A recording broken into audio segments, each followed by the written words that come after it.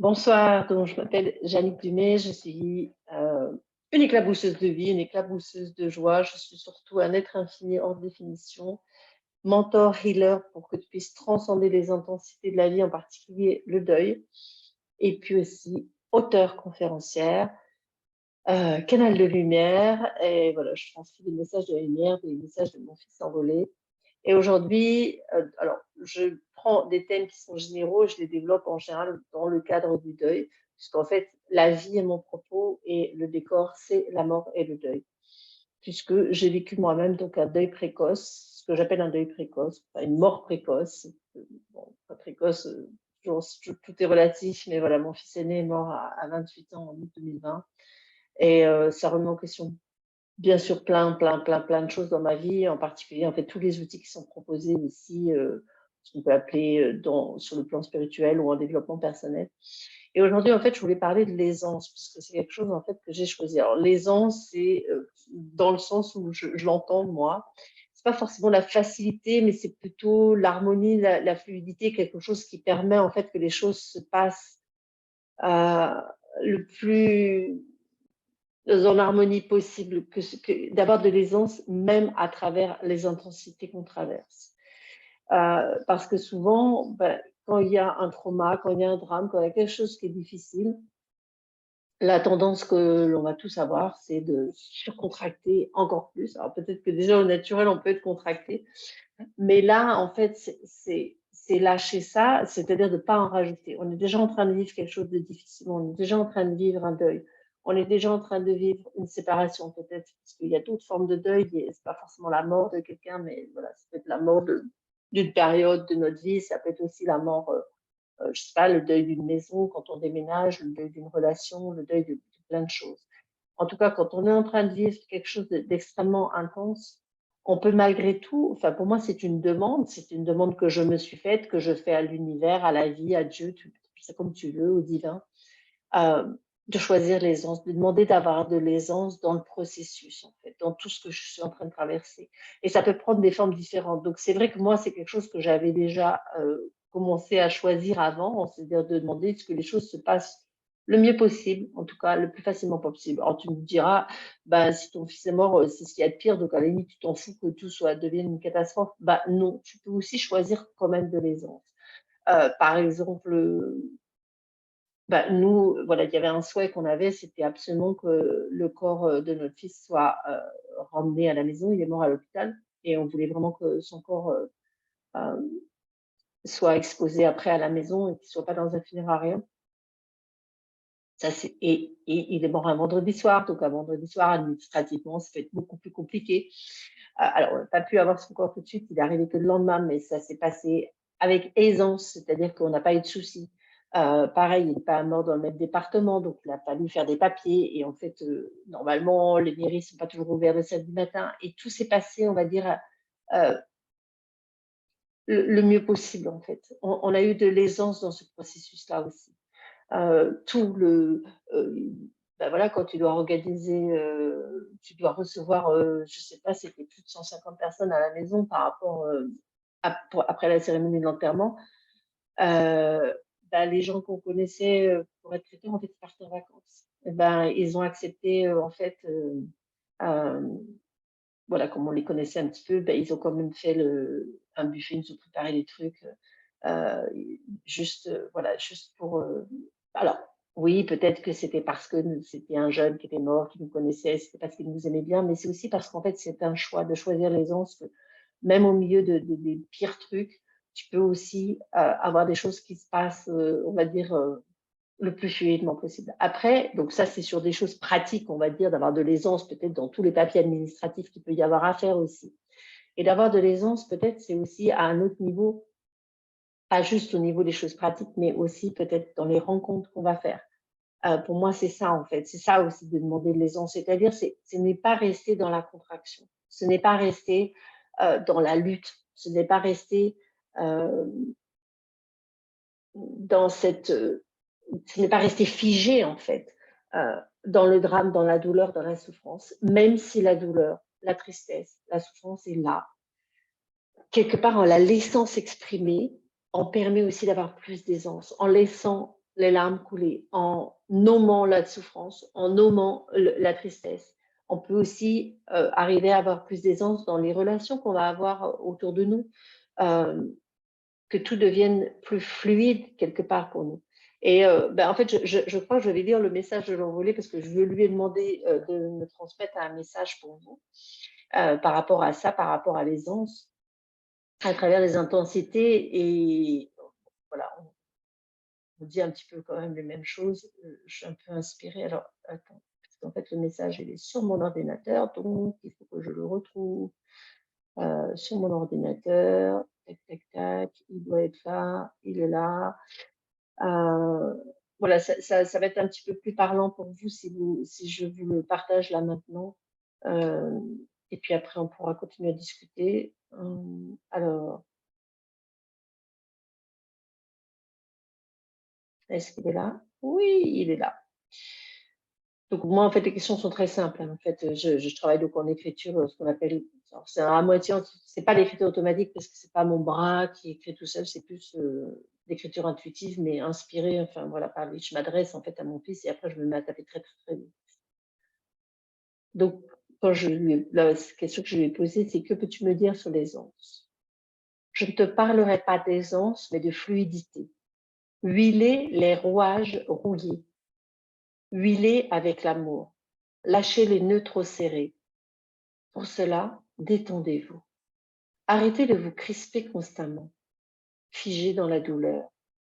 Cette paralysie est une fiction. En réalité, vous pouvez bouger. Ressentez le mouvement. Recréez le mouvement.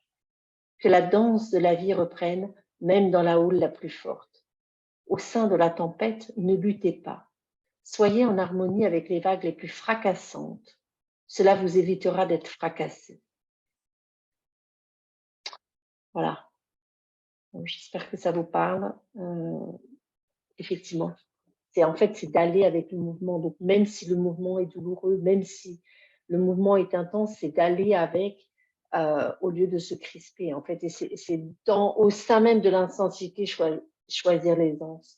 Et en fait, cette façon effectivement de se détendre, alors, se décontracter dans la douleur, pour me dire c'est quelque chose de vraiment difficile, mais peut-être c'est quelque chose qu'on peut expérimenter. En tout cas, par exemple, moi, que j'ai expérimenté lors des accouchements, où on t'apprend à respirer en même temps. Quand il y a des moments, les contractions les plus intenses, c'est là où tu respires, tu te détends. Tu peux aussi l'avoir expérimenté. Alors, voilà, tout le monde n'a pas connu d'accouchement.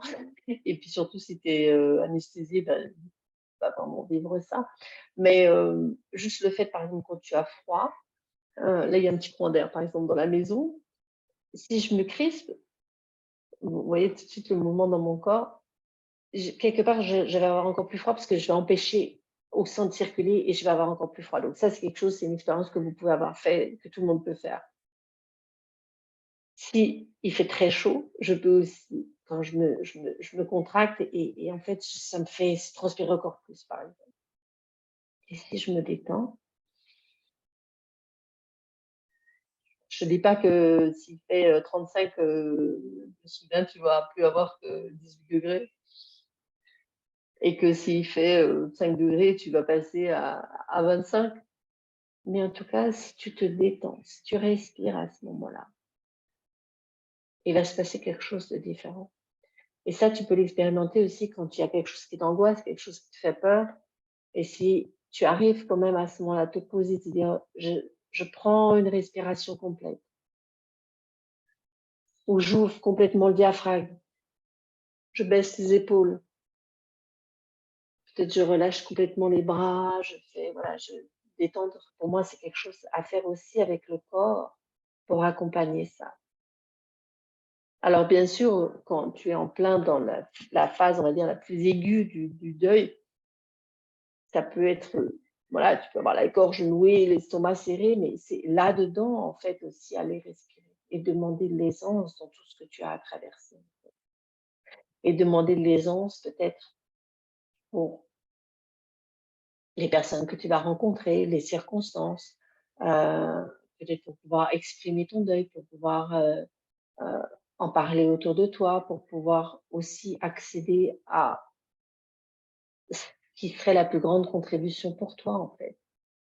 Donc, moi, la question que je pose, en fait, qui m'aide à trouver et à choisir l'aisance et à recevoir l'aisance, en fait, c'est quelle énergie, quel espace, quelle conscience est-ce que je peux être pour recevoir l'aisance, pour être dans l'aisance, pour choisir l'aisance, en fait, dans tout ce que je traverse et peu importe ce que je traverse.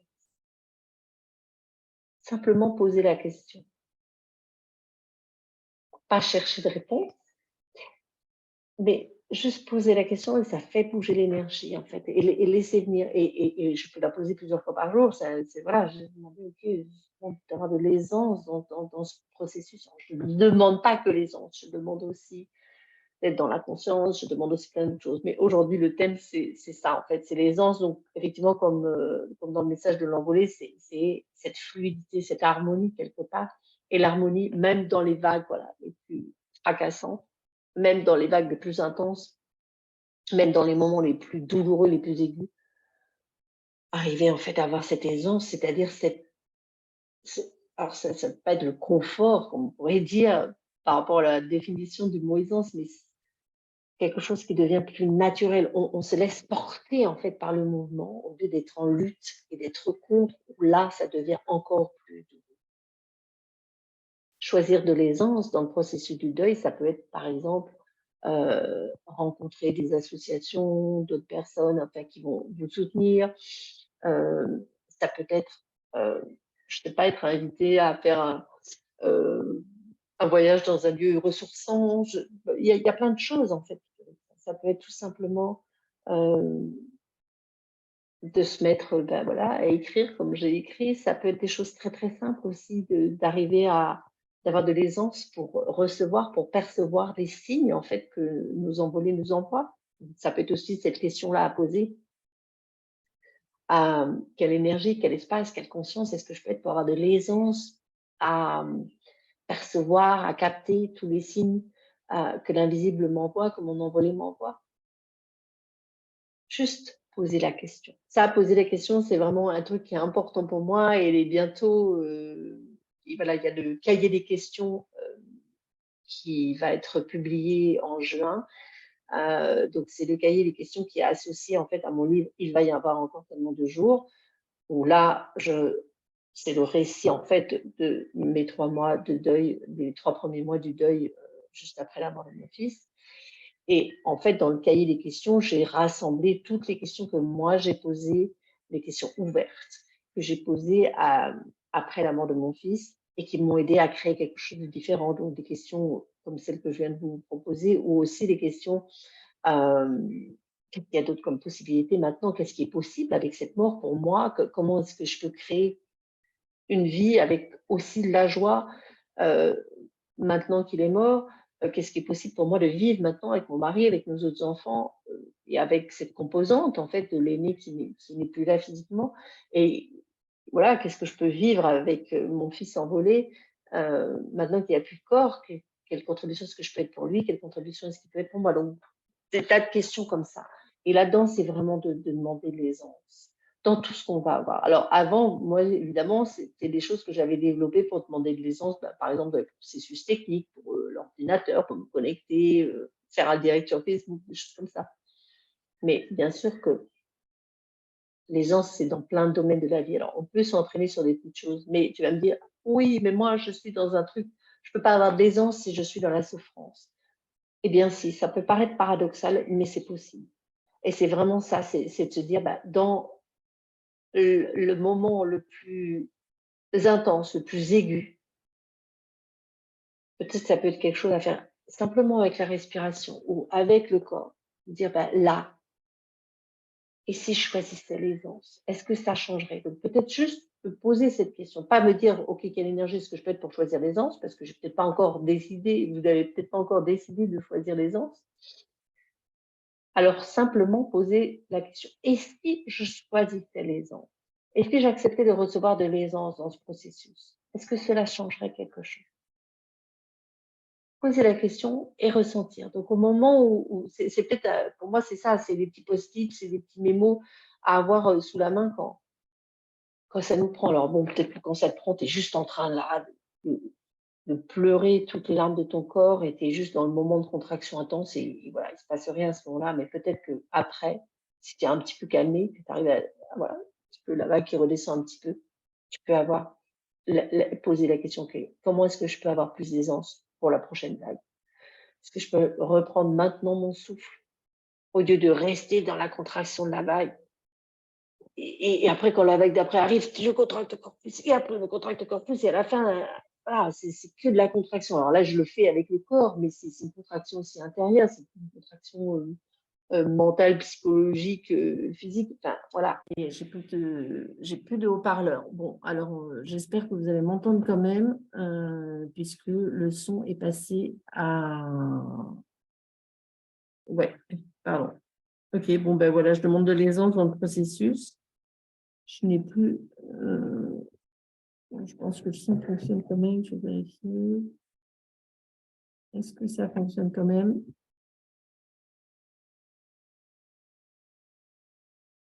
Oui, ça fonctionne. Bon, voilà, un petit bug technique. Demander de l'aisance dans les bugs techniques, ne pas partir dans la panique, ne pas partir dans l'angoisse, ne pas partir dans ce qui est vraiment trop contractant, en fait. Et l'aisance, c'est ça aussi, c'est se mettre dans cette position de quelque chose de naturel. Ok, c'est naturel aussi de pleurer, c'est naturel de souffrir quand il y a un deuil, c'est naturel d'être triste et de ne pas vouloir lutter contre non plus. Donc, bon, décidément, voilà. J'ai des petits trucs techniques, je demande de l'aisance quand tu es en direct, avoir de l'aisance, quand tu as le téléphone qui sonne, quand tu as les haut-parleurs qui ne fonctionnent plus. Mais c'est aussi avoir de l'aisance à ce moment-là, en fait, dans les parties les plus intenses, oui, ce que j'appelle les plus aigus, en fait, de la douleur. Et à ce moment-là, de se dire, OK, est-ce que je peux choisir maintenant de l'aisance? Est-ce que je pourrais recevoir de l'aisance? Et c'est aussi arrêter, en fait, de regarder la vie comme une lutte totale et en se disant, ben, de toute façon, là, vu ce que je suis en train de vivre, la vie c'est trop dur, la vie c'est trop difficile, etc. Et si maintenant, à partir d'aujourd'hui, je commençais à choisir l'aisance, peu importe mon passé, peu importe ce que j'ai vécu jusqu'à maintenant, peu importe les circonstances, à partir d'aujourd'hui, je choisis d'avoir plus d'aisance, c'est-à-dire plus de fluidité. Peut-être relire le message de l'envolée pour que ce soit un petit peu plus clair aussi pour tout le monde. Et je trouve que c'était vraiment très parlant. Je ne te parlerai pas d'aisance, mais de fluidité. Donc, c'est vraiment ça, quand il dit huiler les rouages rouillés, c'est quand on est contracté, c'est complètement, c'est grippé, c'est rouillé. Et donc, voilà, aller huiler les rouages rouillés, remettre avec de l'huile, ça fonctionne beaucoup plus, c'est beaucoup plus doux, c'est comme un mouvement de massage, quelque chose qui est fluide, qui est harmonieux, en fait. Huiler avec l'amour. Donc, l'huile à utiliser, c'est l'amour. Lâcher les nœuds trop serrés, donc desserrer tous ces nœuds-là. Cela, détendez-vous. Arrêtez de vous crisper constamment, figé dans la douleur. Cette paralysie est une fiction. En réalité, vous pouvez bouger. Ressentez le mouvement. Recréez le mouvement. Que la danse de la vie reprenne, même dans la houle la plus forte. Au sein de la tempête, ne luttez pas, soyez en harmonie avec les vagues les plus fracassantes. Cela vous évitera d'être fracassé. Ouais, ça me plaît beaucoup, son message à moi. Voilà. Bah, vous me ferez un petit commentaire. N'hésitez pas à mettre un petit commentaire et me dire si c'est quelque chose qui vous parle, de mettre l'huile de l'amour, en fait, dans les rouages, en moment voilà, dans les moments les plus intenses de votre vie, dans les moments où vous avez l'impression d'être complètement au fond du trou aussi. Et à ce moment-là, de se dire, ouais, voilà, de l'aisance pour traverser tout ça, en fait, pour transcender aussi tout ça. Je vous souhaite une très, très belle soirée. Je vous dis à bientôt, à la prochaine vidéo. Et n'hésitez pas, surtout si vous êtes sur YouTube, pensez à vous abonner pour recevoir les notifications des prochaines. Et puis, venez sur mon site. Et si vous n'avez pas encore lu mon livre, il va y avoir encore tellement de jours. C'est peut-être le moment de le lire. Et bientôt, vous pourrez lire le cahier des questions. Donc ça, je suis vraiment contente de la sortie. Je ne peux pas vous dire encore. C'est juin. Donc, voilà. J'en saurai plus. Je vous le dirai quand j'en saurai un petit peu plus. Je vous le dis à bientôt.